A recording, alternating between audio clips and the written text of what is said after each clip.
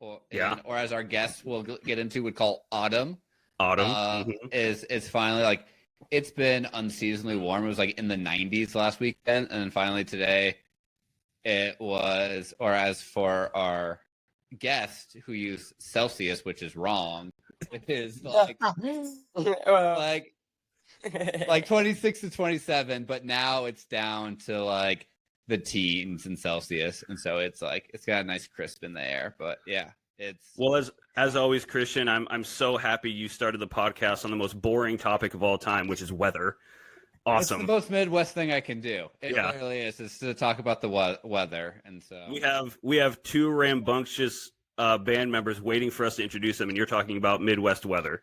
So that's perfect. I think they would get it. I think I'm yeah.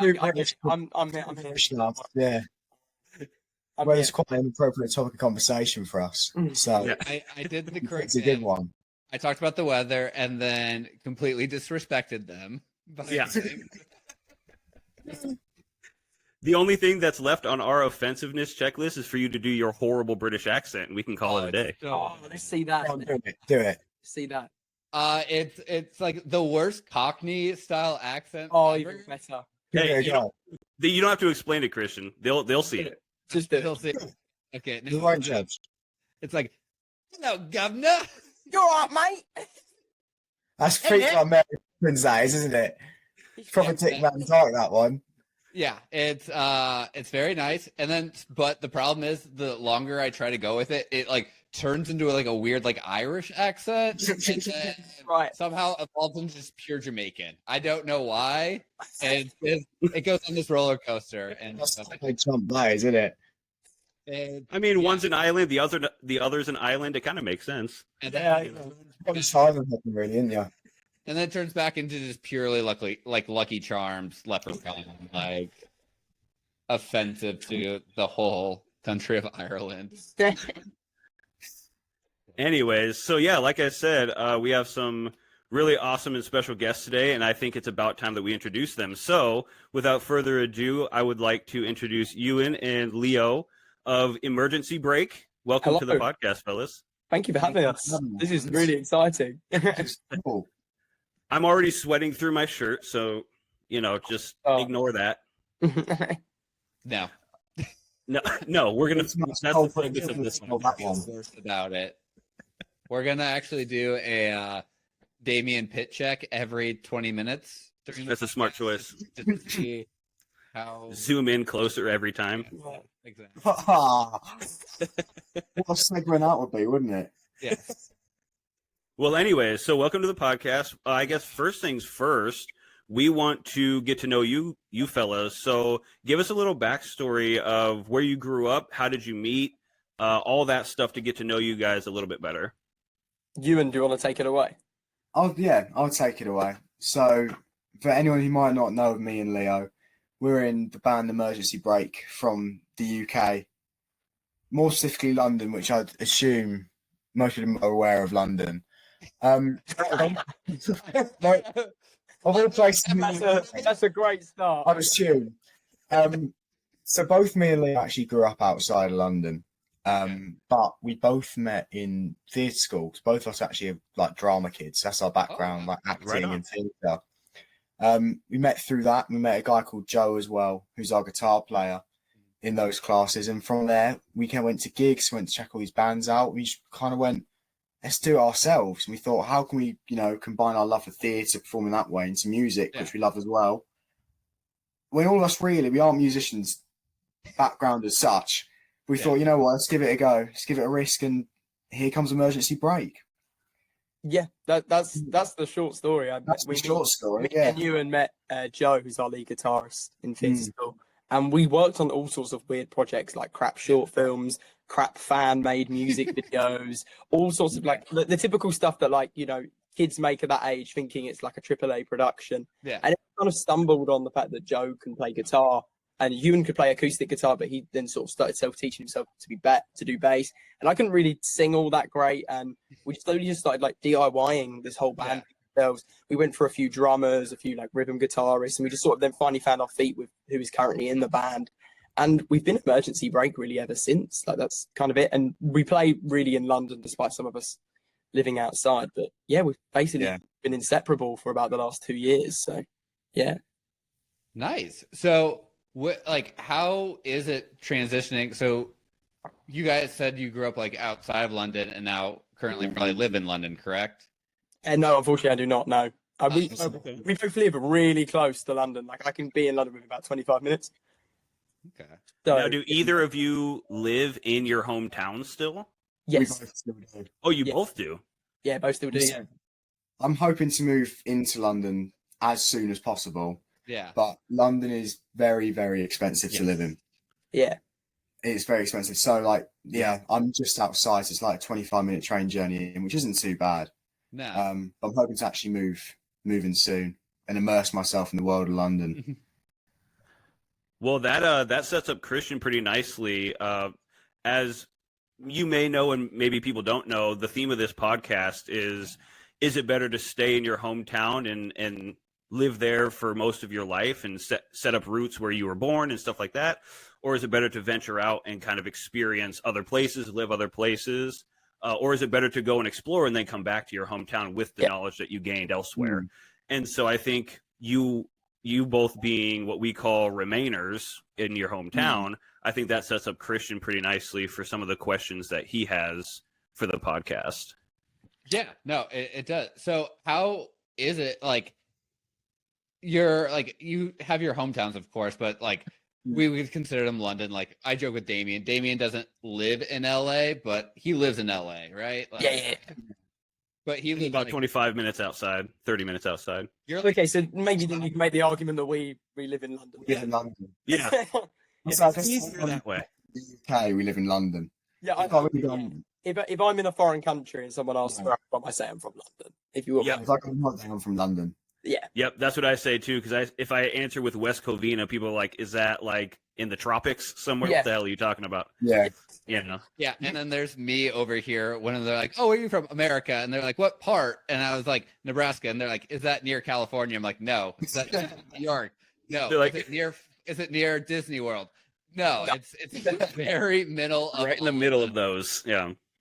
And so Anyways, so yeah, Mm. go ahead and what was your question, Christian? yeah, so like you guys are still like kind of in your hometown, but your hometown's like a cool place. So how is it like with that transition of being like, okay, because it also sounds like you guys met in theater school. Is that like quote unquote UK college? Was that No. it? Okay. No. So theatre school is like, so we met doing drama classes together. So like acting.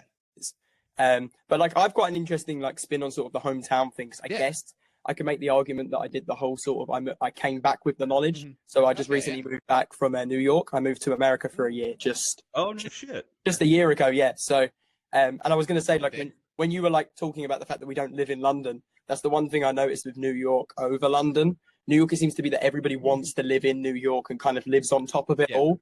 And the difference with London is Yeah. a lot of people don't fully live inside of the city unless Right. you're Yeah. actually very, very rich. And in that, a lot of people travel in to London. When New York, it's very much like you live on top of each other, very like similar to I think how most cities work. But I sort of have, I guess, an interesting spin on that because I guess I'm in the pool of I've gone away, gained something, and then brought it back. But yeah, no, living in New York was definitely a big jump from living in London. It's a complete different vibe. Which is interesting because they're both such world-renowned cities and so big. Where I like me being the hick from the small town like in Nebraska, being like, oh no, like that's the easy. So like, what was the biggest difference from you from moving to London to New York besides it like being in America? Do you know what the food was the first sort of like point, Ooh. like the food. I will make the argument, and sorry, but I did not enjoy American food. Oh, I celebrated too early. Edit out my fist pump. Yes. That was bullshit. I don't. Okay, I really enjoy like some American foods, but like I know the British have like a famous thing that like beans on toast is Yes. notoriously disgusting. Like I know this is where this is gonna go. We're gonna Yes, get now yes, ridiculed for eating crumpets. Yeah, and Mhm. but that was like the biggest. That genuinely was the biggest culture like shift. Like, and everybody asking me about being British was just like it was funny at first, and then it just kind of got annoying. Like, I'm Yeah. sorry, but like it was like that became like, so I did like a theater program over in America, and that was basically my personality, like on the course. It was just, I'm the Brit, and it was just like, is this all I'm known for? Like, do I not get any other exciting characteristics? But the difference between, I think, New York and London, or at least from my experience, was that London is a city that's also been built for tourism. I feel like I did not feel that New York was like New York. Like everybody who lives in New York is on a mission, and that mission's to earn money. In London, we've gone like, oh, okay, everyone's on a mission to earn money, but here's a few cool castles, and here's now the king, and there's some double-decker buses. But I didn't feel the same with New York. Like obviously, I was there for sort of like an objective, I guess, and not on like a tourism factor. And I felt more fitted into the city than sort of if I turned up looking to take a picture of the Statue of Liberty. I don't really. That's sort of the difference I sort of noticed. Yeah, that is something about American cities too. Is if you go there with a purpose, you'll notice you'll blend right in.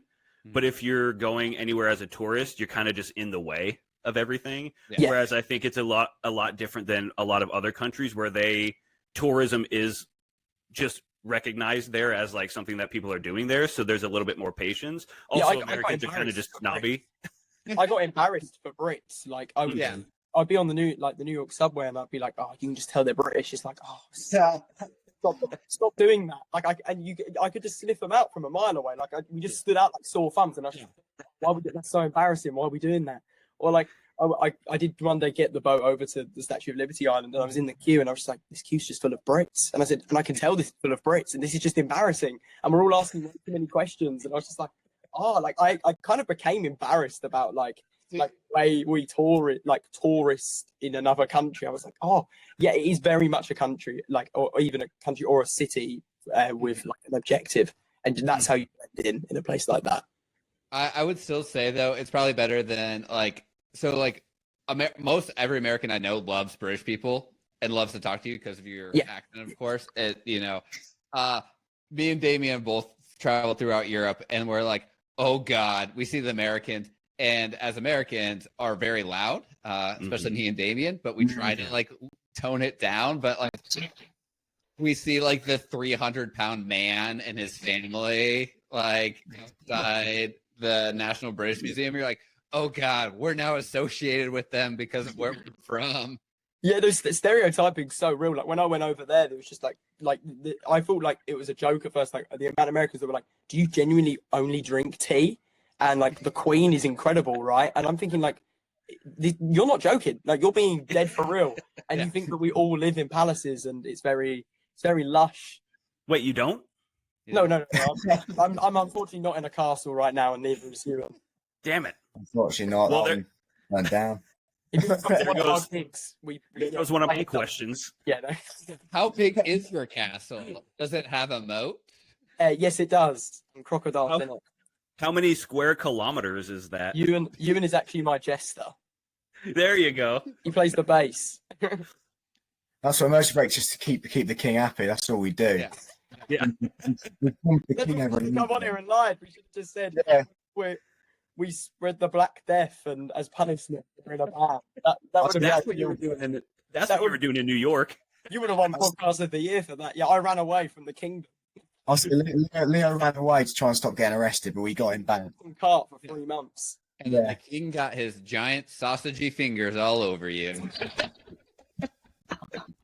I'm glad that joke transcends the Atlantic. I'm so glad. There's some culture things that do make their way over.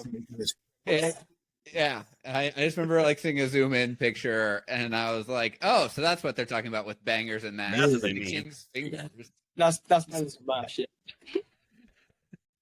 Well, to go back, since we just mentioned bangers and mash, and you put the American food on blast, I will say it is we've talked about it before on here, but you're not wrong about London having a great culinary scene. I know that the UK and Britain especially get really shit on for food, but anybody who's been to London cannot say that. You guys have so many different options and so many great different types of cuisines that it really, there's a reason beyond the history, beyond the tourist sites, there's a reason for people to go there, and the food scene is definitely a top 3 Well, for me. I think the food is tied to the history because they stole everything. Omelets. Yeah, that's like Let's restart most things. Yeah, I literally went to the Natural History Museum the other day, and I was like, "Damn, I'd love to go to the British Museum, but we've handed everything back." Like, It should be called the World Museum, really. Office. I genuinely don't think we have an Egyptian section anymore because we have genuinely given it back because we stole all of it about 1,000 years ago or whatever.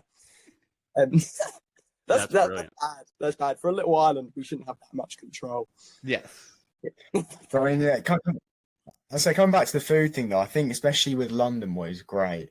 London is such like a diverse city in terms of its cultures, and like if you go down like any road, you'll have Lebanese food, you can have Greek, it's a whole world array of food in one place, and that is what is the best thing about it. I mean, food's just one reason, but culture-wise as well, people-wise, it is literally like a boiling pot of the world nowadays. Yeah. And that's one reason why I love it. There's not many other places in the world which are quite like it, where you can just see people from anywhere.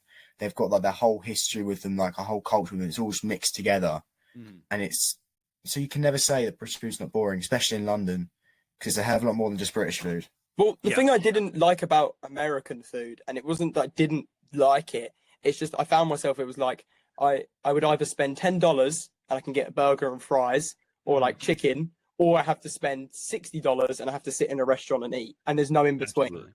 There's absolutely no like, and it's like, and I was over there as a student, and it wasn't that like I didn't have the money, it was more I didn't have the time. It's like I've got one day off the weekend, I want to sit down and have a nice meal, but I can't. I don't have 100, like, and that was always my problem with American food. It was like I'm either going on the lower spectrum or the high, and there was no in between. When the UK just has like you can feel like a royal and eat for like £20. When it was like $20 just about got me a Big Mac in America. It's like, what is going on? Yeah, and I think that actually is. I'm glad you brought that up, because I think it's counterintuitive to the reason why people think Americans are. I mean, and the reason we are so fat, but they think it's because of like snacking too much and eating too much stuff throughout the day.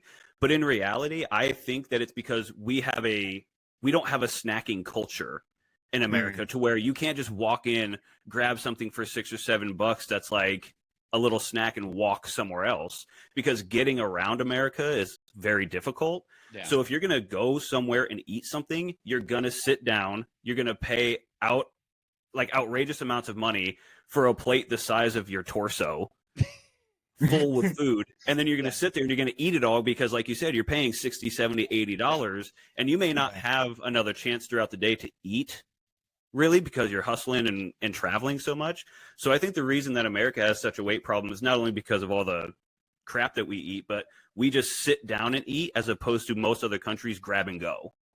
Yeah, no, it was. I'd either sit down and spend $20 on a chicken zinger zest bucket, and I'd just end up with this, or it's like I've got to go down the road and spend $80 on like a meal, and it's like, well, I've got no time. Like, I'm a student, I've got to be here for this and a rehearsal for that. So of course I'm going to have to go for the chicken zinger zest bucket meal for the 80th time this week.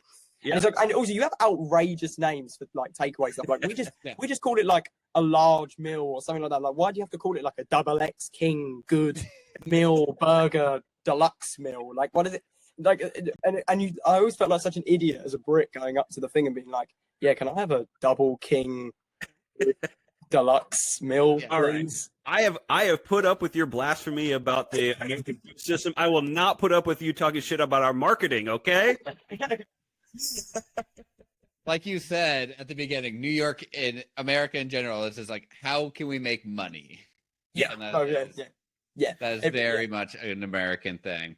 But us talking about all this food is kind of leading to one of my questions I had was, so it can be either just London in general or in your particular areas of London, if there's one food place you would recommend, what would it be? If each of you can only give us one recommendation. Is this to an American we're giving this recommendation to? Yes. Okay. I'm in two frames of mind with this. Okay. I'll say my thoughts are, can I give one for drinking and one for food? Yes. We are, I we know are what big you're fans of gonna drinking. I know you're going to send Yeah. them for drinking. Okay. For We food, do not condone alcohol on this podcast. okay. Well, I'll start with the food. For food, any person from America or anywhere, come to Britain and have a carvery. I see there's people that get all vexed online.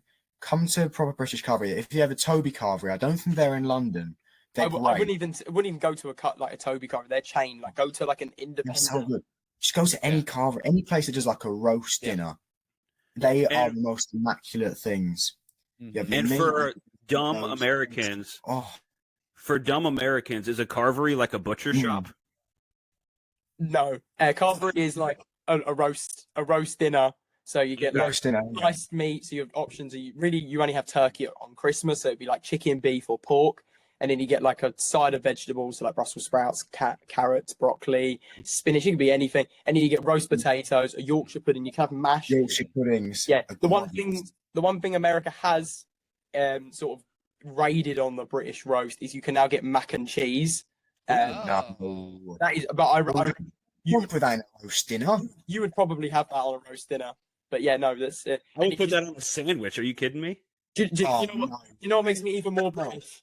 Do you know what makes me even more British is just coming onto this podcast. My pre-podcast meal was a roast dinner. So, yeah, it's something. Look how mad Ewan is. You made him so mad. You did it with him. As well. Do you know I'm mad as well? Because I know his family have great roast dinners. I've been around for a few. They are so good. And every time I do have one, I'm mad. I'm so mad I'm not invited around like every Sunday. They are so good. This is British problems. This is like, that's it. Like, Ewan's now not going to talk to me for a week because he didn't get in a roast dinner as well. And this is more specifically at Christmas. At Christmas, roast dinners go up another level at Christmas. And they have a thing called pigs in blankets. I don't know if you've ever heard of them. And they're sausages, and they've got bacon wrapped around them. They are the most gorgeous things ever. That is it's like if you're meeting, so they are great. But it's more specific to that one. So we have an American version called Pigs in Blanket, but it's like it's like a little hot dog wrapped in like a crescent roll. What, like when you mean hot dog, do you mean like the glizzy hot dog? Yes. Well, yes, but a mini version. Like we call them beanie weenies. Why the name? Why the name? Just call it a sausage. Because a beanie weenie is like the title you'd like use. You'd use that to like convince like your 3-year-old son who hasn't eaten dinner. Yeah. Come on now, have your beanie weenie. Once again, it's marketing, baby. Yeah, that's what we do.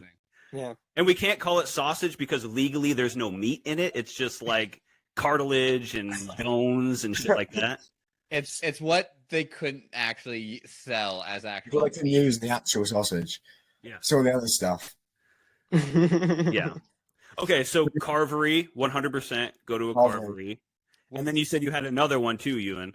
Yes, and Leo, I think you would agree. That's exactly where you're sending them drinking. Have you ever heard of a place called Wetherspoons? Yes. I have not. Wetherspoons, there are loads of them up and down in the UK. And it's the place, I think, especially, I think there's kind of two demographics for it. You've older people who kind of go in there, they might go in for breakfast, they might go in and share like, one or two drinks. You have us younger people who go in to get absolutely loads of pints because they're dirt cheap. Yeah. And especially in London, pints can be like 6, 7, 8 quid. I can go to Wetherspoons in London, I can get a pint for 3 quid. Oh shit. Yeah. So like a very sort of rich man just bought out a load of British pubs that were basically just breaking their neck and just bought he buys like mass beer and cider and alcohol, really like loads of it for low, and then sells it for low. And he just I don't know if he'd argue he's an icon, but he's such a treasure to British pubs that he's being knighted or something, right? Isn't he being knighted? I think he's becoming Sir Wetherspoons within the next year, which just kind of sums up quite nicely. He seems to be quite a contentious man. People have different opinions. Yeah. I think he's quite a controversial figure from what me and you are aware. But I say, in terms of the actual pubs themselves, though, they are so good. And to bring it back to the band for a minute as well, it's the place, especially where me, James, who's our drummer, and Oren, who's our other guitarist, where we have met and discussed things, ideas a lot. because there's a pub right near where they are. Wetherspoons know where they are. We'll go in. We can have about 3 or 4 pints each for just over a tenner. Yeah, talk, have a laugh, have a great time, and go home. The price of drink in America is ridiculous. Like I remember, buying a beer in America, it'd be like $10, and you'd get like. Oh, it's more than that. And I'd be like, "Are you having a laugh?" Like, and all my American mates would be like, "I'm like, no offense," they'd be like, "I'm so wasted," and I've had like 2 Budweisers. I'm like, "Are you having a laugh? Like, this is I wouldn't have. This is just a warm up. Like, that's a really big difference. Drinking culture is drinking culture. What they didn't tell you, the reason they're wasted on 2 beers is because we know how expensive it is to go do it out at a bar. So we drink a lot before we go. The pre-drink. The pre-drink is huge here. See, like, so London we're drunk by the time we leave. Yeah. So yeah, London pubs are very expensive, but Wetherspoons just completely like rule. Like, especially at our age as like students or sort of like people with not like crazy income jobs. Like, you know, Wetherspoons is where you'll find most people aged 18 to probably like 25 on a Friday night. I mean, some of them have like nightclubs in them. Some of them have like disco Wetherspoons, which is crazy. I will say that if you do go central London, any sort of old school pubs are really cool. Yeah, go on. Sorry. I said there's one near where I work called the Mayflower. It's the oldest one on the Thames, and it's so good. The pints are pricey, but the atmosphere is incredible.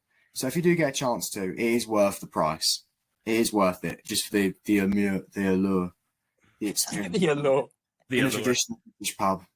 So that means, Christian, you and I got to get Sir Wetherspoon on here. Yeah, we do. You know what? Come over here. We'll take you to the Wetherspoons. We'll do a podcast in the Wetherspoons. Let's go. They turn crazy places into Wetherspoons as well. Like, there's an old bank in London that's just like tears, like something out of Harry Potter, and it's just like it's just now a pub. No, that's incredible. Yeah. So here's the plan. We're gonna bring the podcast to London.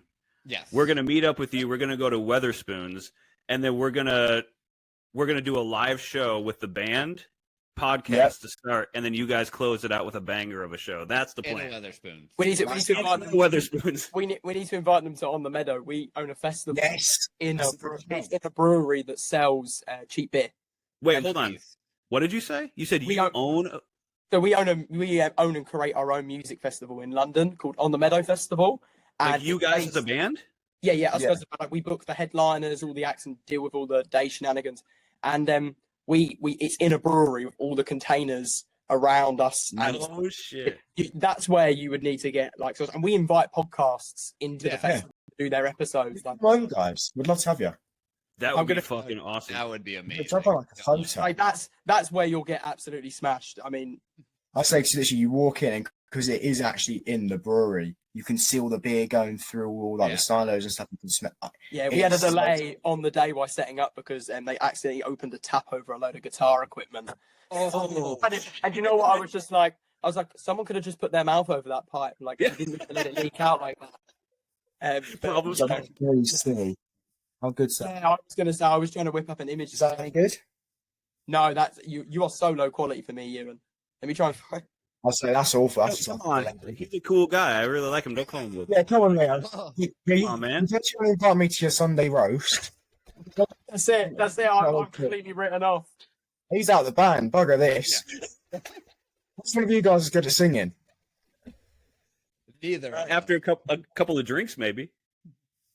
Well, if you come over Sunday next year, you have a couple of drinks. Speaking of which, what's your go-to karaoke song while we're waiting for Leo to pull that up? Go-to karaoke. There you go. Oh, I can't. I've not got focus. Send it to us, and we'll try to upload it onto the pod. I'll put it on our little chat. Yeah, we'll find some good ones for you. Yeah, we'll upload it to the Insta. What's your karaoke song?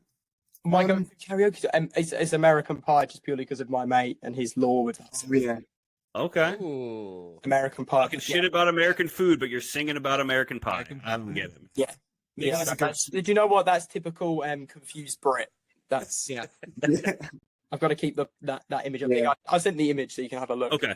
Thank you. Yeah, we'll put that up on the socials because I am curious. The image I've sent is that's our one of the artists, Ty Tennant, playing. and it's just you can see the beer barrels in huge cylinders, and it makes the noise sound crazy in the room. Like, oh, I bet that is just it's great. I mean, we had a team come in and like audio record, and they messaged us the week later, like, you're not getting this content for another 6 weeks because it's completely fucked. And then we got like sent drums, and all you can hear is just the chime of the in the room. It sounds incredible, but yeah, recording it just is.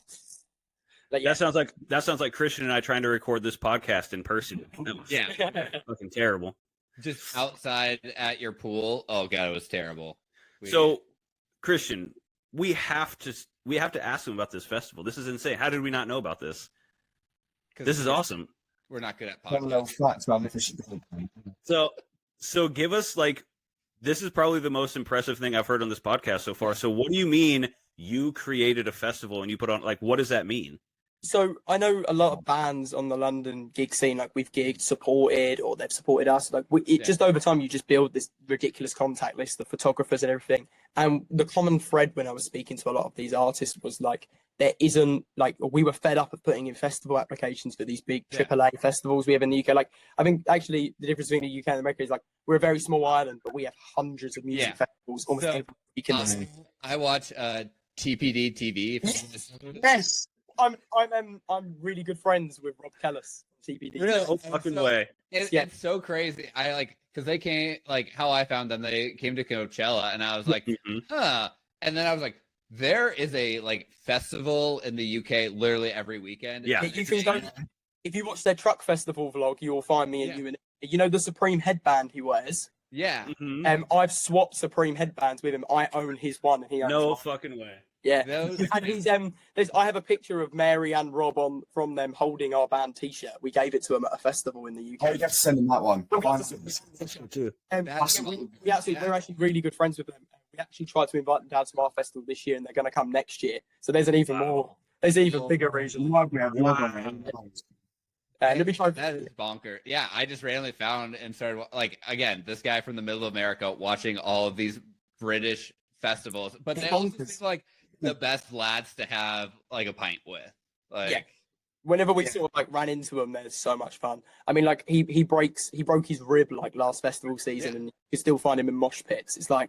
And he kept losing his iPhone, I think. He always loses his iPhone. Yeah, they are like some of the best YouTubers ever. Like I'm completely obsessed with them, which I actually could not believe. I want to visit Leeds, and I don't think I would have ever said that before watching their video. Yes, because they're I'm in Leeds literally next week, which is hilarious. But yeah, no, So anyway, sorry, we were on about this festival. I'll send that.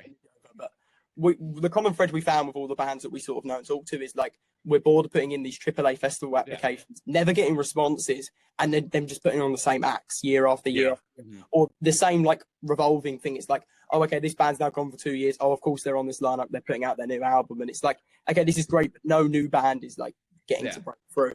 And it's kind of the problem I also have with like the Oasis reunion. It's great that we're all going to go see Oasis next year, but at the same time, it's a bit of a middle finger to grassroots music, because it's like they can come back and charge £100+ for a ticket, but suddenly nobody has £15 to shell out to come see a local band or buy a t-shirt. And it creates, and you know, when they openly say that they're just not going to book any new bands or anything like that, you know, it opens up either way. That I'm very happy I get to see Oasis, but there's that counters up. But we found that basically nobody was struggling to get on these festival lineups. We were like, well, we're going to try and create a music. I went back to a few of these bands, like, we're going to try and create a music festival. We'll get back to you in a couple of months. I'll see what I can do. And then we found a venue, a promoter, a local radio station to London who sort of promotes a lot of these artists and works with them. We found like ticket company websites. We gained like a lot of partners, and then we gained obviously Signature Brewery, who are the brewery we play in. They also collaborate with us in the beer like department, and it's helping us make this sort of a reality. And like obviously a couple of quid later, we had a music festival, and we got to basically put on like all of our favorite bands, and obviously in the first year a lot of our mates. And it was like great, and it did great for all of us publicity. We almost sold out the day, like with almost like 400 tickets sold.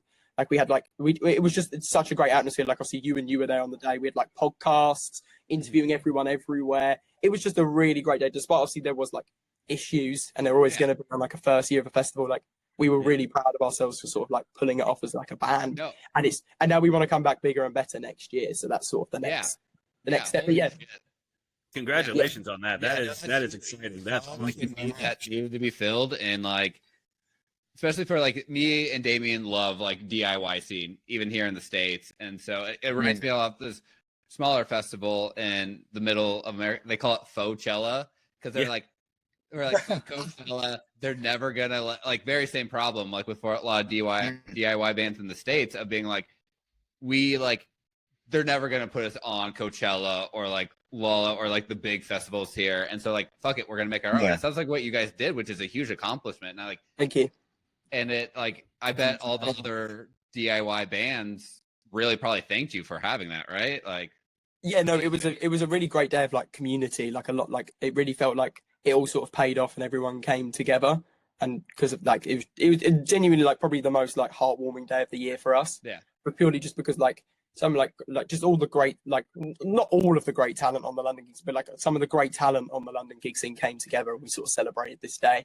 And what was something that really sort of like surprised me, which is like unseen, is a lot of like bands don't stick around to see other bands. Like the support within sort of this scene or just in music, I think in general, is like, you know, the opener just leaves after they've done a lot or this or that. Like I sent off like a call sheet time to all the bands. It's like, oh, okay, so and so you're on at 6 o'clock, so obviously you need to rock up an hour before to sound check. Like pretty much all the bands rocked up at midday before we opened the doors and stuck around till midnight and saw every act, every artist and networks. And that was just like another like plus in the whole day. I was just like, wow, like it also was like it was a satisfying thing because it was like we created the right lineup. Like, well, you know, not only are you creating the right lineup, but you're creating the community that's going to continue on trailblazing what you guys have set up too. And so with that in my mind, I want to go into actually one of the questions that I didn't send you ahead of time, but I did want to talk about this. Speaking of trailblazing, it seems like to me, from what I understand, is that you guys played your first headlining gig like 6 months into being a band. Yes. There's a fun fact. That's another big DIY. That's a huge deal. Nobody does that in America. I mean, you got to play 10 years to headline. So this has a good, like a pretty interest. So this also knocks on the door of the whole sort of DIY thing. Yeah. We've been a band, we'd run for a few drummers, stuff like that, and we weren't getting to like, I don't know how to explain, like there's like levels with competition. You're like, okay, we're on the level with this set of bands, and then you're on the level with that set of bands, and then I don't know, one day you're on the level with the Arctic Monkeys, I don't know, or the Rolling. That's unrealistic, but you know, there's leaps. You're like, okay, well now we're big enough to do a UK tour, and now we're big enough to do a European, and we were like in the little leagues, like very unknown, and we were like, what is there something that we can do as almost like not a middle finger, but like a thumbs up to everyone, like drive by everyone else in the traffic, and we were like, let's just put on a really ambitious headline show. We couldn't get a promoter for it. No promoter was like, we've never seen you do a gig before. We don't know if you can sell tickets, bring anyone in. Like we had no music out, so there's no live clips of us. This headline show was actually our second ever gig. Ever. God damn. And so it was a 200 capacity room. It's at the iconic Camden Assembly, which is in the heart of Camden. It's like a really iconic music venue. 21 Pilots in the 1965 like are famous for like intimate gigs at this venue. And the people in there are lovely. And so we hired the venue ourselves independently, learned how to basically code a ticketing website through through a ticketing to put up tickets. Like we learned how to basically promote everything ourselves, and we sold it out. And we sold it out within like a week's lead time to the event. Wow. And it's still probably the most iconic night for a lot of us. Like, especially like some of the members who were on that night aren't actually in the band anymore or like stubbed in. Like, I mean, we didn't really have like a rhythm guitarist. It was just a mate from the guitarist school that came in. But like, that's one of the most magical nights within its history ever. Like, Anyway, again, even more DIY. Saying we had no music out. The band, so we had us two, Joe, who's our guitarist, been there from the start, James, who was like our drummer, who we still have and has done every gig we've ever done with us. But the rhythm guitar player we used that day, we all first met 4 days before. For the rehearsal. Because we had no songs 4 days before. We had like one rough demo. So we had to make an entire set within 3 or 4 days before the actual gig. And so I think we have probably a history of doing things DIY. We went into rehearsals knowing we'd sold out that gig, and like I had some family and friends coming, and they were like, "We're expecting big things on Friday," and I'm like, yeah. We were cheeky. Like I think in about a 70% set list were originals, and about 30 were covers, and we were cheeky. We played an Arctic Monkeys cover. We played it a bit safe here, but like we had to. But like because we had to establish, and I remember that night really rocking sort of like the London gig scene, because like in the gig scene world, sort of in the UK, London is the hardest crowd. London is the hardest city to crack, and we now it's like New York in America for anything else. Like New York, if you go to New York, you better be on your fucking game. Yeah, Okay. and it's like the tough crowd, everyone sort of says, and it's like if as a band you get London on your side, it's an advantage that you have to any promoter really in the UK. So now, like, we played then this summer O2 Academy Islington, which was a 250 cap show. We squeezed 300 people in that room because the ticket, and that was just another like mental night of ours. We actually like released a self-made documentary movie about that, and we did, like, we do have some questions about that. Okay. You've done research. I'm very impressed. Right there, and we just kept pushing boundaries ever since, and that's sort of what we've done. We've in this world, like, nobody has time to look at you in the little. Nobody's gonna like discover you anymore. Like, I just feel like this in the world of like TikTok and stuff. Like, nobody just goes out to a music video and helps you. You need to kind of make the headlines yourself, and then someone might like sniff around you, and that's kind of what we learned the hard way, and that's why we've just been buying everything. It's better financially as well. Like, we did meet with a promoter for our show for O2, and we lost a lot of money that we went on admin fees. Yeah. Like, wow. I went up to you thousands of pounds. And it's why, like, we just vowed to ourselves, like, DIY is just the way forward, especially as an independent artist. Do you think your guys' theater background has helped you with this? Like, with this stuff? Like, can you talk more about that? Of like how that probably gave you a leg up? Like, it's crazy you guys did this in like 6 months, and like how did the theater background, did that like play into the factor of being like, oh no, we're like comfortable being on stage, and so it's just kind of transitioning? Like, how was that? I was gonna say, actually following on from Leo a little bit as well, I think with the whole self-promo thing, especially in the acting world, no one is going to fight for your corner more than you. Like, the acting scene, the music scene is so populated with so many bands, so many individuals. You have to sell yourself, because at the end of the day, no one else is going to look out for you until you're like mega big. So I think coming from that kind of mindset from the acting of like, I know like with me and Leo, we've done some professional acting work when we were younger. Like, you have to approach it as you are your salesman, your everything. So we kind of brought that into the band. Then also as well, performance wise, we've always kind of enjoyed bands who do more than just the music. Like, especially with us, we like the live element of it, because that's how we fell in love with music. We'd go and see gigs live, and there's always those bands who had like, you know, charismatic frontmen, or like they had like special elements in the show which made it quite cool, quite interactive with the audience. So we kind of like, well, from our theatre background, we like to try and bring that in a bit. Well, like, we understand like selling points, I guess. Like, that's the thing. Like, what do you do to stand out? And like, we used to rehearse at a studio where like we were the youngest people by about 60 years. Like, it was just dad bands that would come in and rehearse other than us. And we just had this constant running joke that we basically couldn't legally buy a beer when we could. We just looked very young. And I think we do still look very young for 19 years old. And so we have this joke, I don't know if you stalked of our pictures up, but we wear these school uniforms. I was about to say, that was one. And it's like, one of the things. What was with the school uniform? Like, so that's purely boys. That's purely based on the pure fact that in the London scene we're a very young band, and we've done quite a lot of things very early on and jumped through a lot of hoops that should take like a couple of years to get to. And in that there comes a joke that we're basically babies and unexperienced, and we have had like a little bit of like dissing here and there from other people, and then like people finally coming to see us and being like, okay, yeah, this is somewhat worth my time. And it's like, okay, cheers. But the uniforms comes from that sort of gimmick, but that's where our theatre element comes in. Like, our shows do have that little bit more, just because there is 3 actors within the band, and that just steps everything up. Yeah, and so with it, as you guys keep going, do you think you'll keep wearing is that going to be your shtick for to have this? They'll reach a point where I think it'll look a bit silly with us being school uniforms if we get into like our mid-20s. So we'll have to go at some point. But I mean, like, we've already kind of experimented a little bit with different ideas and costumes. Like with our festival, because it was on the meadow, we decided to go as cowboys. So we switched up the uniform. I'll tell you what, like, I went method that day. I don't care. I was fully in the zone as like a Midwestern cowboy for that entire set. I was no longer a schoolboy.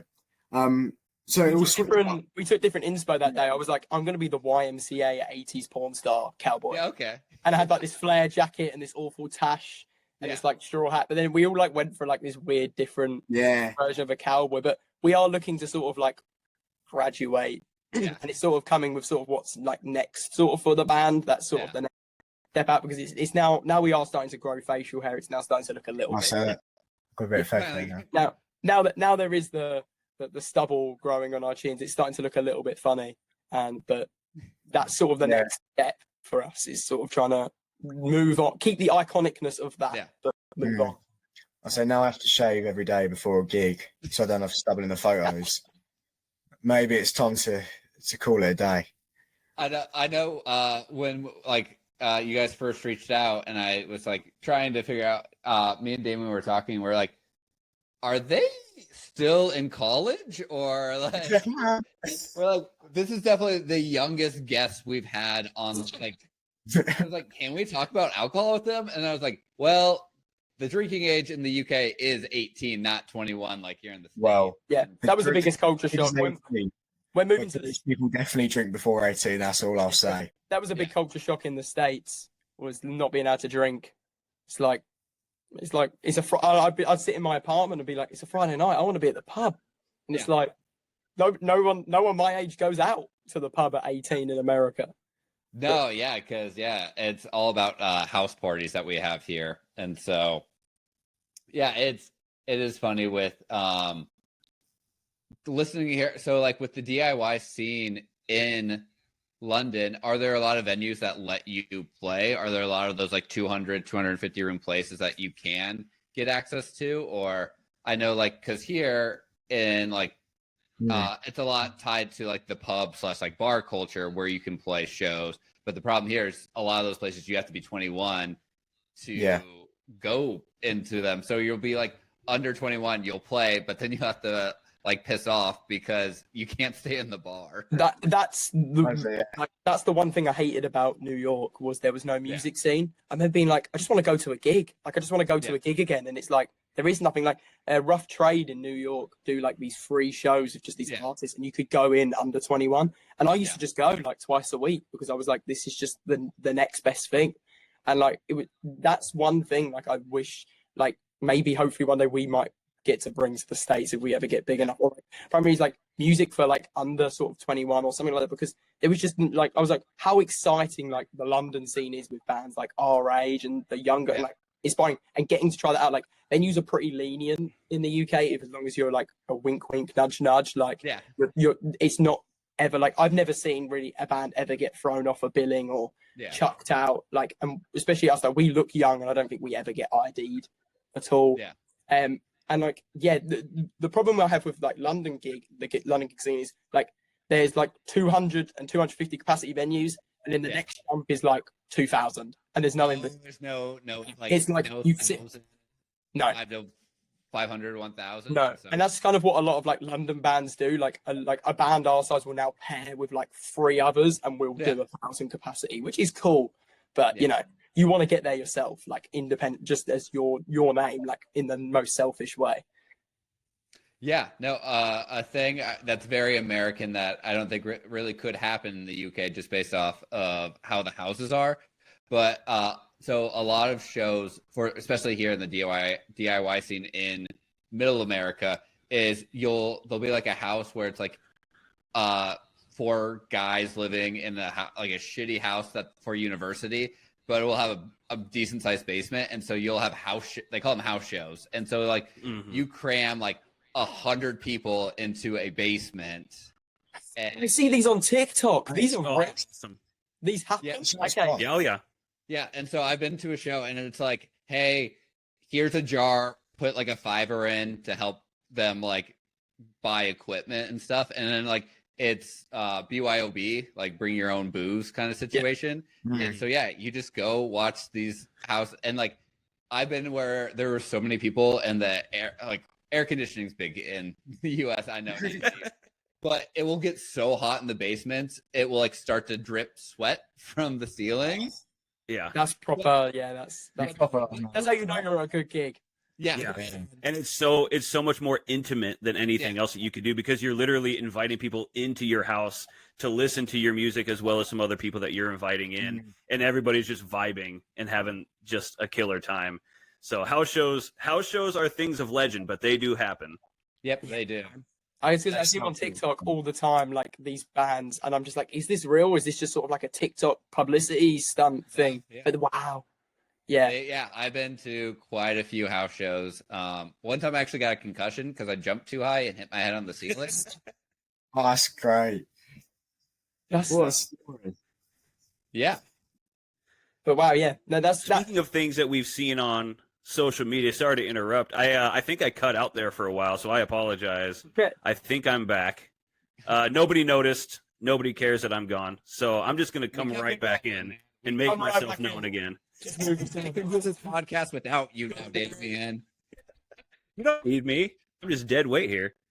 So I was gonna say, speaking of things that I've seen online, and you kind of already alluded to it, but I did want to bring it up because I loved it. You guys just released the story so far on YouTube. Yes. And it fucking rules. Oh my god. Hey, my phone is that's calling the alarm. The story's what? the story so far alarm. There it is. I actually need to phone the emergency services. Sorry, I don't know how that happened. Uh-oh. He just swatted us. Yeah, that's it. You've been swatted. Like, yeah. Well, please, no, we are put it on me. Yeah. Anyways. Yeah. Anyways, what I was saying was it fucking rules. I love the fact that you guys just went for it. And I wanted to say, like, I wanted to ask what inspired the idea not only to film that, but what inspired the idea to do it as a documentary style?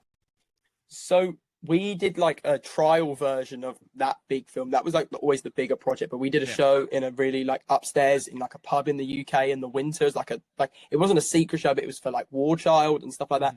And we used that gig as like a test run for this big summer show and what we wanted to do. And it came about from like falling in love with concert movies, like especially when I was in America and there wasn't like, you know, a gig I could go to every weekend. Stuff like I really relied on concert movies, and there's some great ones out there, like some incredible stuff, and like especially like music documentaries. So like Oasis at Nebworth is like a really iconic documentary that I love watching because it tells the story of how they get to that show. We were like, well, let's do like something that appeals to like because like I'd argue that we're all quite big personalities and quite unique personalities. Like, well, let's show that, because sometimes we don't all show that, or like only sometimes maybe me gets the chance to show that.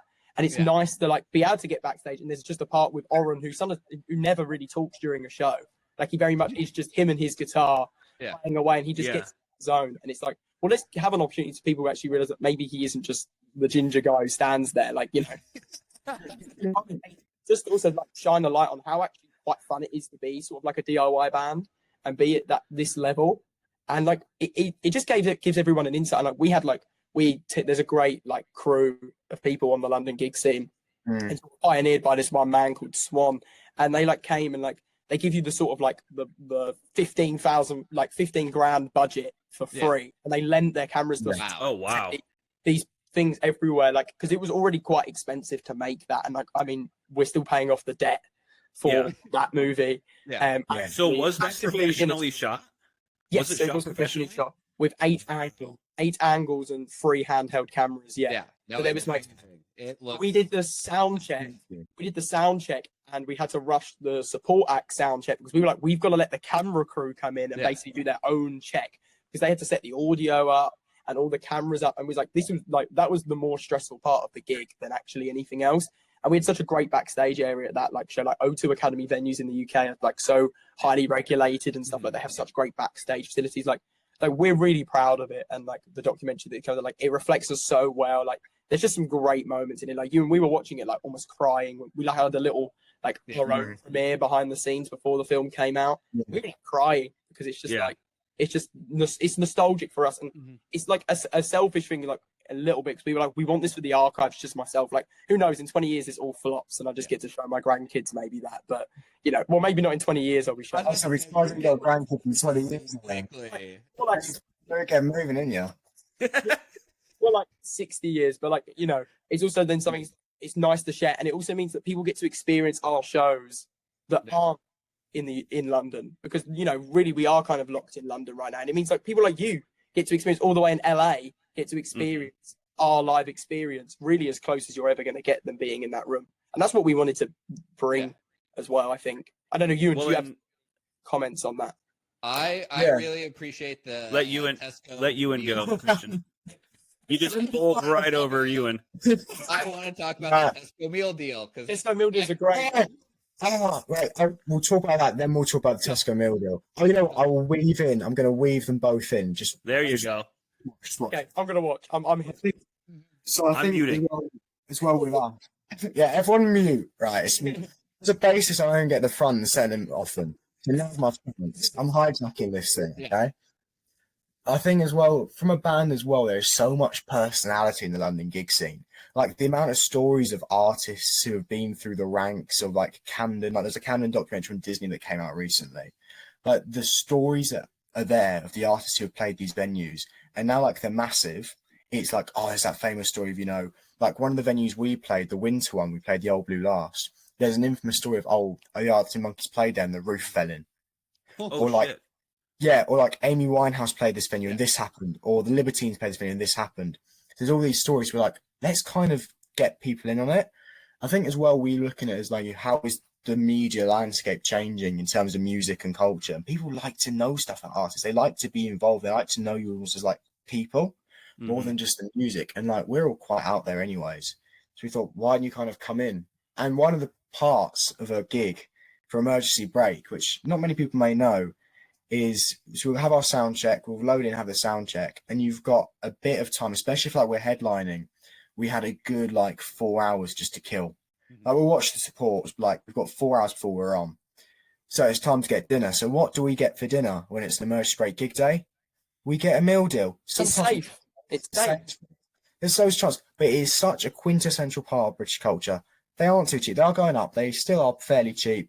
You get a sandwich, a wrap. Oh, you can get some chocolate. Pasta. You can get pasta. Pasta. You get drinks. They are so good. Yeah. So I don't know if you and we know we're not going to get the runs 3 minutes before. I was going to say that's the challenge of before you go on stage is you got to make sure if you're going to eat anything, it's not going to mess up your bowels at all. It's all good picking the Chinese takeaway down the road, but you'll regret it 3 minutes. No joke. We have seen bands walk off stage to go to the toilet. Yes, We have to see multiple times. This is not a joke. So because as well from the professional like theatre background, we don't quite want to do that in our shows. So you can't go wrong with a Tesco meal deal. They always just pull through. So reliable. They are. So I don't think you've ever had one yourselves. So I probably should have mentioned I actually lived in the UK for 6 months. Oh hell yeah! Oh cool. When in London or no? So I lived in one of the poshest cities ever. It felt Cambridge. Like. Bath. Oh yes, yeah. Well, how'd you say that? Bath, because I would say Bath, and then everyone would be like, no, it's Bath, and I was like, it's Bath. And then I got there, and so no, I was the Tesco was too far away from my flat, so I'm more of a Sainsbury man. Do you want my opinion? They're the exact same sandwiches. They're just in that specific supermarket's branding. No, I'm not having that. There is slight differences. I'm not having Okay. In the cheaper supermarkets, there's a difference in quality, but there's the Boots, Sainsbury's, and Tesco's meal deals are the exact same. They are. They're such. They are. As a man who frequently gets the cheddar and ham sandwich from all three, I can tell you there is no taste difference other than the logo that slapped. The pastas and stuff. Great. You're getting cheddar and ham. That's the first. Yeah, I know. Yeah, have I just like beaten myself? I didn't want to say it. I didn't want to say it. I was like, yeah, of course it tastes the same. Cheddar and ham is the same thing. Yeah, I used to go for pasta, but like, it just doesn't sit well on the throat before you're about to go and sing. You get all phlegmy. Yeah, I get. Yeah, just whatever you want, and you can smoke like 8 packs of Camels before you walk on. You have, as long as you don't like syringe the ends of your fingers off with a cigarette, you're safe. I mean, I'll say I can get through the backing vocals close enough. It'll be part of the aesthetic. If it's to be honest, if you've got some husky voice, it'll look all right. I'll say I'm more of a rap man myself, to be honest. Though I like a rap. That Hoisin Duck rap, he's good. Yeah, I'm normally more of a chicken Caesar, chicken bacon kind of rap kind of guy. There you go. I like a bit of that. But no, I do like to spice up every now and then. Here we go. This is the interesting one. Is your snack? What do you get as your snack? Because that's where the variety comes in. Yeah, there's too much. I get There's overwhelmed, and it's others will buy a second meal deal just so I can have like a chocolate bar and crisps. See, I'm a crisp man. Yeah, you gotta be. So it's hard to find. Prawn is not a flavor in the States. Oh, prawn cocktail. That prawn Yeah, cocktail. over here. So good, so good. And That's then my I do love me some Monster Mash. Is that it? Yeah, Monster Munch. Yes. Munch, Yeah. yeah. No. Do you know what? I cannot. Do you know what? There's certain crisps I cannot do. Monster Munches, Quavers. It's the ones that remind me of like little kids with like all the dust on their fingers. I can't do it. I just cannot do it. It's the dust. No. I'll have a bar of chocolate or I'll have a bit of fruit. Because you know those days when you just feel like, you know, maybe I should eat a bit healthy. A bit like, I'm like, actually, do you know what? Rickets. You know, have fun. What's a really English thing to I end got up a with? Tesco meal deal earlier. I promise this is not planned. I got a Tesco meal deal earlier and I got some apple grape. I got a chicken Caesar wrap and I got a Diet Coke. No, I got Coke Zero, sorry. Are we English? Are we English enough for you? Is this Perfect. Does this fit the podcast well enough? It's perfect. Oh, But I no, couldn't imagine it that's- going any better than this. That's what we love about them documentaries is, you know, you get to see 2 songs out of our live set that maybe like someone who lives in another country gets to see. And then you just get to see a little bit of like us peeling back the skin. And like you Yeah. get to learn that this is where we go to before every show. And like it's just the stuff that the fans do like to see. We have like we don't have inherently a very big fan base about, but we have a very culty fan base. Like we know like our fan base very much will enjoy sitting down and watching us go and grab the builder because they're like, this is what they do. Like, and you know, I get quite a lot of excitement from it from like our own bands. Like a lot of where like our inspiration has come from as a band is like watching what we like about other bands. We're like, we like this, and I love when I just get to know like so like you know you feel like they're your friend when you know unironically they're not. Then they're never gonna be, and they probably will call you weird if you ever pretend they are your mate. Oh shit, Christian! Don't call them our friends. They're just a band that we like. I don't want to be embarrassed on this thing again. You're cool. We have so much Bonded over the Tesco meal deal. We know what Yeah, dude. like, Yeah. what to get them. It's such a bath. Oh. It's fine. He's been to Bath. Bath. But yeah, no, we just love like peeling back the skin and getting to do that. And there's multiple camera angles, and it just gives that extra level of like production, and it's a selling point for us as well. And like, that's what we also love. Yeah. Like, we don't really know a band our level that have released a concert movie like that. Like, Yeah. in like not even in like a narcissistic way. Like I just genuinely don't know like anything that exists like that on the London gig scene besides what we have. Well, and it's just like you guys setting up your DIY festival and stuff. I mean, it goes to show that there's more to being a band. There's more to being a podcast. There's more to being a painter. There's more to it than just the product you put out. It's about who you are as a person that really resonates with people. And I thought the fact that you guys put out this story so far not only gives people a nice insight to what they're going to be expecting to see live when they come and see you, but also to sell yourselves, to sell not only should you like me for my music, but you should like us because we're fun to like, we're a good hang, as we say in the United States. Like what makes somebody fun to be around? And are they a good hang? Can you banter back and forth? Can you make jokes? Can you have a sense of humor? And I think that goes a long way. But not only that, did it show that in the story so far, but it also showed that you all have just like this natural confidence on stage. Yeah. And I thought that was really intriguing that you're headlining gigs within 6 months, you're putting out a documentary about yourselves, and you're getting on stage as if you've been up there for 15, 20, 30 years already. And so I wanted to ask, is that a product of like your youth? Is it a product of your passion? Or is it like a product of drug use? Funnily enough, I'll confirm this. None of us are drug addicts. Yeah, that's the real reason. That's the real reason we did the story. We're not at the addict level yet. I would say sorry to ruin the illusion. We're not. That's an accusation that gets thrown around a lot about our band because obviously like, I'm always getting topless and throwing stuff up me, and, like getting in the crowd. A very common accusation because we are young is like, how many times do you do before you walk out? Do that, and I'm like, I think it leans back to the question earlier where it's like our theatre roots. Like, yeah. it's the theatre kid in all of us secretly wanting that moment, if you want my honest opinion. And you're talking from a very young age. A lot of the theatre programs me and Ewan and Joe have been through, like, you know, like, you might as well just do something with 100%, because it just is so shit when you watch someone holding back, doing that guitar solo, and they're just not owning that moment. It's just so tough to watch. And someone just you can't hate on someone who is just completely owning it in every right and doesn't actually care. Like, we can walk out there in that uniform, and if someone like we do get heckled in the crowd a lot, like, just as a bit really like laugh, and we show that in the documentary, like, and that's some of my favorite parts, is just responding to whatever the hell someone's going to say. But, like, you know, people can get knocked down by that, or be like, oh, we're wearing these uniforms, we look like idiots, like, we're going to hold. But if you just go out there and own it and prove to people that you're just owning it and you shouldn't care because we don't give a fuck, then it doesn't matter. And that's what we've sort of like, and that's the theatre kid, I think. That I think that's the theatre roots in a lot of the band. And so I think as well, saying about like having been on stage for 15, 20, 30 years. I mean, like, for me, if I take me personally, I've been on stage since I was 4.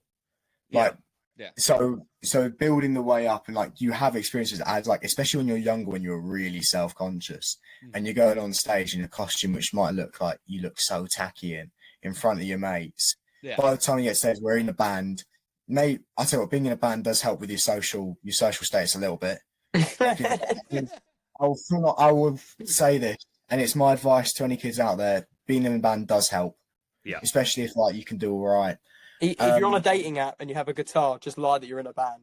Exactly. You know, I'll be honest. My experience in the dating world has gone through the roof since I've been in a band. I'll be honest. You tell them you play guitar in a band, they think it's great. Like, it's not for everyone, but it's helped out. I'm not going to lie. It shows that they're like, hey, this song's about you, and it shows that you're good with your fingers. The joke was covered at some point, wouldn't it? Well, as the bass, the chunky bass strings.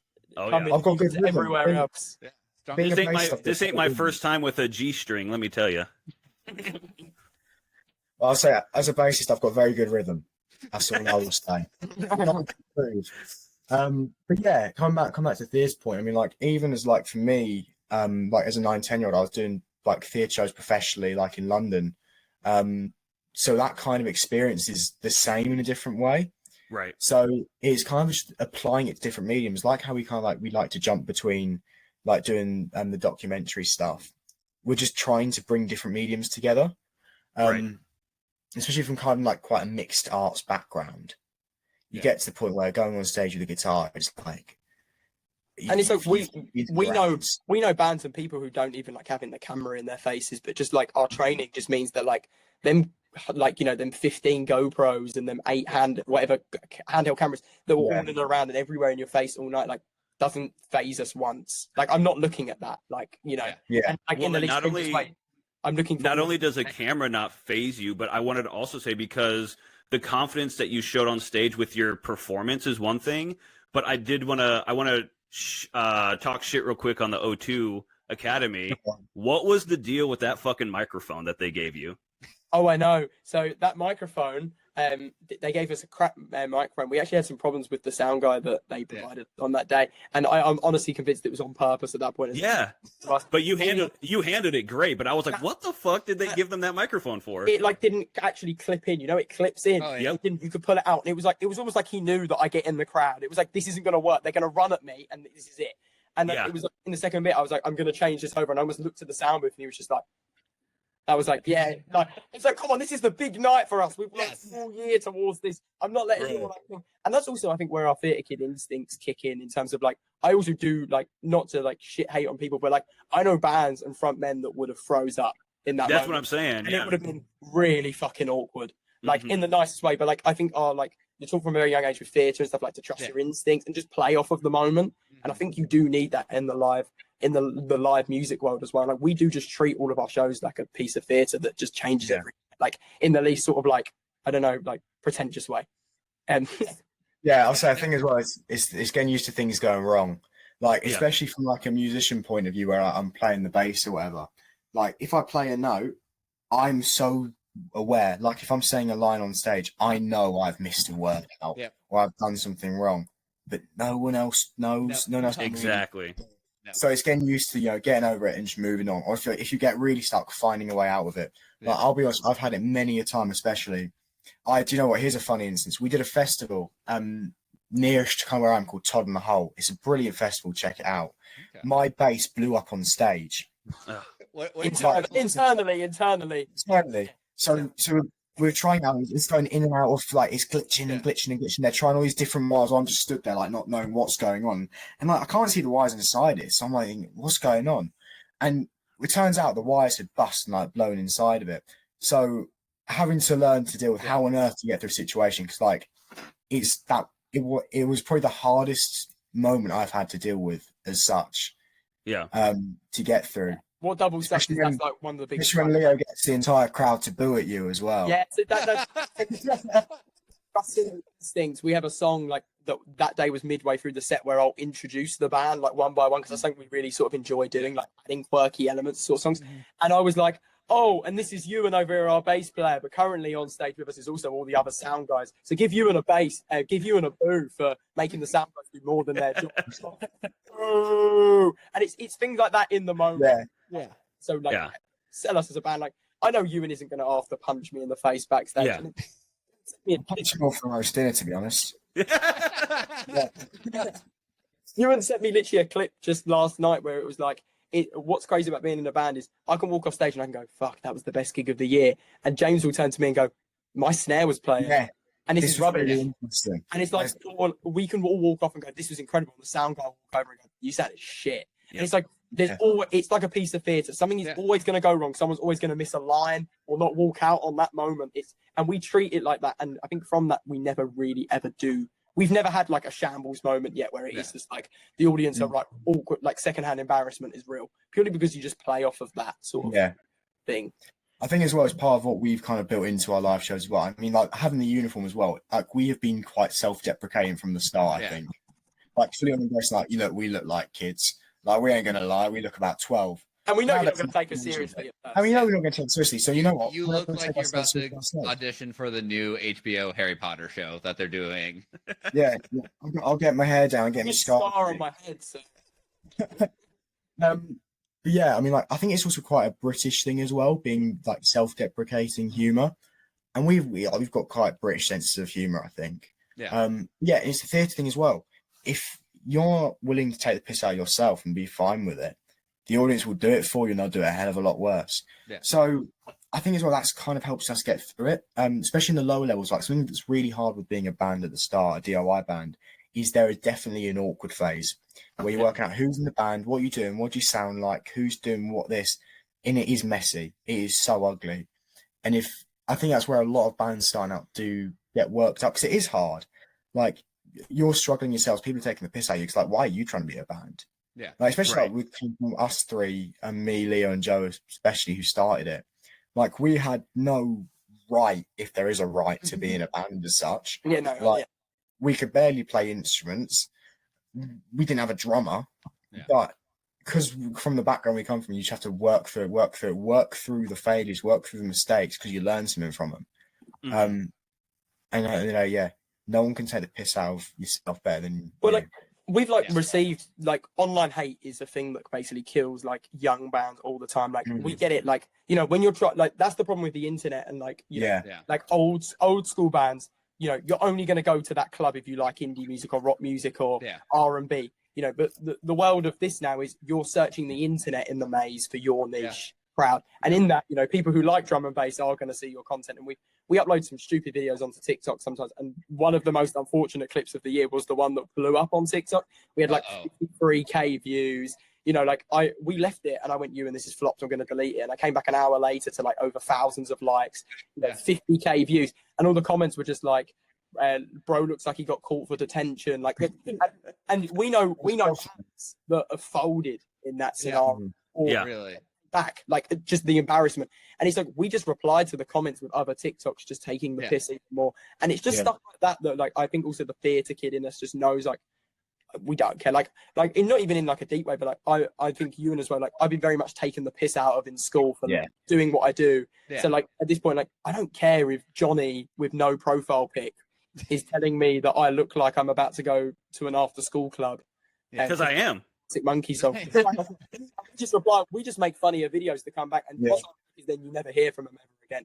Like it's like, and who cares? Like unlike everyone gets hate for everything, and it's like, but we know like the sad reality is that scares off a lot of people from putting what they want out there and just going for it. Like, who cares if you have 20 followers? Who cares if you have 200 followers? Who cares if you have 200K? Like, we actually know, like, you know, people with like thousands of K followers that actually have an audience that don't care, and we know bands that have like literally 5,000 followers and they'll sell out UK tours. It doesn't like, you know, it doesn't matter. What matters, you're doing what you want to do and you're happy. And you know, maybe you make a little bit of money, but that probably doesn't matter. That might come later too. You just never know. But you got to stick with it. And if you crumble at the littlest bit of hate, you're never gonna accomplish it. But I come from a theater / drama background as well, and I've been in bands and stuff throughout my life too. And that's what it takes to get up there and put yourself out there. Yeah. People are gonna hate it, but also people are going to like it. I mean, every single time that Christian and I record an episode, whether it's just us two, whether it's a guest episode, or whether it's just like a promotion or whatever we do, every single time we stop recording, I go, that was terrible. Every single time I'm like, that was the worst thing we've ever recorded in our entire career. Self-doubt. Yeah, and then you just I'm just gonna put it up. I think we did great, and then... I reckon I don't think I was speaking to you. I was speaking to someone the other day, and I was like, I reckon self-doubt has like killed probably some of the best movies we'll never see, and the best TV shows we'll never see, purely because like self-doubt kills me in this band. Like I lay in bed sometimes and wake up at 2:00 and I go, I said that at that one show and nobody laughed, and I'm like, oh. Or it's like, oh, that bit in the story so far is so cringe on YouTube, and so I haven't spoken to since school sent me a clip of it, and it's like, oh, it's like, and then it's like, you sent the clip and you watched it. Yeah, that counts. Yeah, so you get a viewer, and and it's like, got a viewer out of it. It's like, so like, you know, we're in the middle of like trying to put together like a sort of small UK tour right now, and self-doubt's killing us with that right now. Like I look at the tour dates, like we're getting sort of closer to sort of announcing it, and I sit there every night and look at the tour dates and I go, is this worth it? Like, is this even worth the risk anymore? And you're just like, you've got to fuck it because you only live once. Like, who cares? It is, and it's for you. That's the thing. That's the thing that Christian and I have really sailed on with this podcast. Is I've been told multiple times, like, why are you doing a pod? Dude, everybody has a podcast. Everybody has a band. Everybody has this. Why would you do that? And I'm just like, because I want to, and I think it's fun, and I think that you guys have already proven that as a band yourselves. Is that if you want to do it, why not just fucking do it? Whether it works or it doesn't work, it's just what you wanted to do. It's not for anybody else. Yeah. And so far, it seems to be working out for you. We've learned, honestly, like, just have the bollocks to compete with the big boys, because when we've gone and then subsequently spoke to the bigger bands, all we've ever learned is that they've just basically pretending to be as big as they are themselves. And it's like, and you go talk to them and you're like, oh, that got like really well. It's like, yeah, it did all right. It's like, we're just telling you we're as big as you're trying to tell us you're big, like, you know. And then you're like, hold on, this is all just like a set, like a cardboard city that I'm just going to push down. And it's like, you know, we had a really sort of like, we've mingled with some like great people in our time, and like we're about to work with some even more like incredible bands, and it's incredible to sort of be like, a lot of what we've learned is just, you've just got to have the bollocks to put yourself on their level. You've just got to be like, we are worthy of headlining that, we are worthy of playing with that, because if you can't sell yourself, then who is gonna, like, and just wing it and do it. Like we do TikTok lives, and the advice we get is like, what do you want to do for starting out for new bands? And we said, just do it, just go out there and let the guitar strings break on one gig, because I promise you'll never fucking do it again. It's like, just let that or that kick drum fold in on that one show, because I promise you'll never forget to not bring your own snare drum ever again, you know. Well, and the thing too that happens a lot is, I think people fail before they even start, because they just don't do it. And I think that's the biggest thing, is that if you started something that you're interested in and you have passion about it, it will never be a failure or a waste of time, because you went for it. The only waste of time is wasting time thinking about something that you never even tried. Yeah. Like, procrastinating and worrying is such a killer. So there are some factors which stop things, like, you know, like money, especially on the underground scene in London, is a massive issue at the minute. Like the amount of venues that are closing is ridiculous, especially like in London, which is so good for grassroots, and why the UK, like, there's such a big cultural output of music, you know, like bands and artists and stuff. So that is an issue. But like, when that isn't a factor, a lot of it is just worrying. Like that first gig that we did, we so could have easily just packed it in. Like we didn't have, in theory, the material needed Exactly. just to do us. Yeah. Like we didn't. Very recently, I didn't have the skills on my bass. Joe just probably had nothing as guitar. To be honest, I couldn't sing. Just say it. Like, you are allowed to say it. I'm very aware that there's some very shaky everything. There's some shaky things of Leo singing. There's shaky bits of me playing bass. You play if you like. You want to pay attention to it, but you learn and you grow together. I think especially as well with things like bands. If you can find mates who can do it with, it fully changes the experience because you're not in it alone. And you'll be inseparable after. Like you can't drag any of our us out alive from away from each other, because we're like, it's just not like we trust each other too much. Like I think half of like playing together live is just trust as well. It's like I talk to other people now. It's like we're communicating now without realizing, because if I go to do that, where this is going, and you go to that, and it's just like it's like something said, like sometimes as a front man I do feel like I'm playing a big game of follow the leader, but that follow the leader can't be played if everybody doesn't play their part. And that's what I think, that's also one of the most magical parts about it. Like I also think that I wish the documentaries like shine on is that like this is like it's a team sport, and it's like a football team. Like James is, I guess in theory, the goalkeeper, but if the goalkeeper can't stop saving the goals, then we're gonna fucking lose. So and that's what's incredible, and the beauty of sort of live music as well. Also, I mean, like free from like that alone, and saying about James, like for me, one of the people I always rely on live is James. James, I'll be honest, I did not know till we started the band we needed a drummer, and jar guitarist knew James. James, I mean, currently he's not in London at the minute, but this kid like is one of my closest mates, and like you get to know each other's families, you get to know each other's community of friends as well, and that builds the band community. And it's something that we've prided ourselves on quite a lot as well, is building just a nice community of people.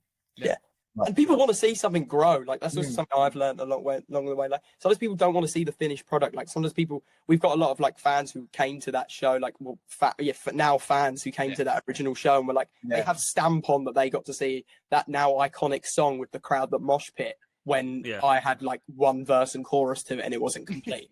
And it's like we have people going like, you debuted that song there when I got to see it. It's like people want to see something. People also want to attach themselves to something that hopefully one day they get to turn around again. People inherently get like we have like 500 monthly listeners. Sometimes at max 1,000 monthly listeners on Spotify. But there are like I know we haven't paid £100 to have some man in India make it look like we have a million streams. And you know what? I look at that number and I go, it's low. I know that's 1,000 people that if I talk to go, I love that song, or I have a connection with this song, or I love this bit in your music, or this and that. And I would rather that any day over than trying to convince someone that I have 500k monthly listeners all based in Argentina. Like, Well, if I can. Oh, I was going to say real quick, speaking of like songs and listeners and things like that, I did want to real quick just talk about my favorite of your songs. Oh, go for it. Which is it? I really love Can You Feel It? I love the pace. I love the pace of the song. I love that it gets right down to business. It keeps the pace and it just doesn't give up until the end. Yeah. Thank you. It's just a tune that you can just clean your kitchen to, or you can work out to, or you can go on a walk to, or like it's really conducive to being up and being energetic and fun. Shall I admit something really bad? I used to daily plank to my own music because it's like that song's like 2 minutes long. Perfect plank song, and it's motivating. Yeah, I used to like. Yeah, I mean, for a very short amount. I'm talking like a couple of days. It was like the plank, and then I did have that sort of like self-reflectional moment where I was like, I'm planking to my own song. I was going to say, planking to your own voice. Like this isn't a regular thing, but we're really excited about the song we're also about to put out, and that's something that we connected with your podcast. You talk a lot about your hometown. We have our new song. Actually, that was going to be that's my favorite song of yours, which I can only find on the Story So Far. I will share the SoundCloud. Listen, because it comes out obviously November 8th, and that's a song that sort of like I wrote when New York, and we've come together, and it's really grown with us, and it's about sort of missing your hometown and sort of like watching everyone, like universities, obviously like the equivalent of college in America, seeing everyone get up and leave, and like what have they left behind, or like you walk to that place and you're like, I'm not walking down the high streets with my mate anymore, and I'm 13. Yeah. Now I'm 19, looking at these kids being mature, and I'm like, that was me. And it's like I really resonate with the lyrics and sort of hometown. Like I absolutely love that song. And obviously that's our next song out. And personally, it's my favorite of our recordings. But I'm aware like it starts a lot slower than sort of our. We're usually a bit more of a punchy, but I'm obsessed with that song. So would you say that song that's about to drop? Because one of the questions I wanted to ask is because that's my favorite, but I wanted to see if you had to choose as a band, like if somebody comes to you and they've never heard you before, and they're like, give me one song that describes not only you as a band, but like what you're going for. If you were like, give it to like an elevator pitch. Yeah. It would be for me, Hometown or Irish Ecstasy, or maybe Everything You Make I Break. I'd play you a set of all three just so you really got the range. Okay. But I also really like our new unreleased song called Wonder, which is a really new song, which I think we did debut at the O2 gig. It's come a lot on from that show. Yeah. That's a personal, but Irish Ecstasy is like seems to be our little secret gem, but it doesn't have the energy. It's a lot slower. I love maybe Hometown then, purely just because it shows it shows our range in one song. Maybe, yeah. So if you want a quintessential one, Wonder was one of my shouts, which you'll have to look at on YouTube if you don't release it yet. Or if you want one that is always one of my favorites is Pyro. Pyro was the first. I love that song too. Oh man, Pyro is a great story. That song is purely about people get it really confused. Or some people talk to us and they're like, is it about going to work? Is it about like a relationship? And I'm like, it's purely about the chaos of a Sunday night of a UK festival and the tents being thrown everywhere and the blaze. And there's a story that I have with a girl I'd met at one of the weekends, and I'd grown a little bit too attached, and she didn't care at all and walked away. What festival was this? Reading Festival. Okay. Yeah, I've heard. So, like the typical like 16. The typical like 16-year-old UK festival is Reading and Leeds because it falls in the same weekend as results for a really big exam that you take when you're 16. So it's like the freshers of like GCSE results, which is the set of the exam. Yep. And that weekend I'd maybe just taken a liking to someone a lot more than they had me back. And in between the chaos of this Sunday night, they just disappeared into the crowd and I never spoke to them ever again.